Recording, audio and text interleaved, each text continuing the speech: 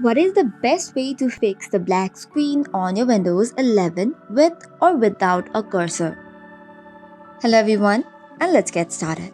It can be quite frustrating if you are getting a black screen on your Windows and cannot perform any task on your Windows. If you are facing the same problem, let's get started with the solution. The very first one would be opening Task Manager.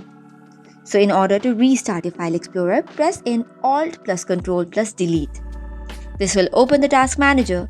Now type in explorer.exe and run it as administrator, which will open and fix your problem.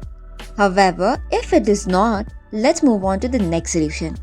It would be to restart your graphics driver. For this, press in Ctrl, Shift, Windows and B.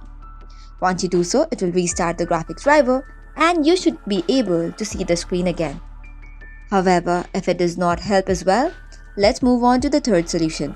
So for this, you have to start computer in safe mode. In order to do so, press in the Shift button plus the Power button. Hold it until you see the screen of Troubleshoot or Reset. Go to Troubleshoot and from there, select on Advanced Options. After that, select on Startup Type. From there, select the option which says Start in Safe Mode. Once this is done, you should be able to see the screen. Now what you can do is roll back to the previous update, or you could also uninstall the application which created the problem.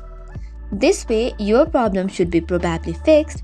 That is all for today's video. For more such contents, do not forget to hit the like and subscribe button.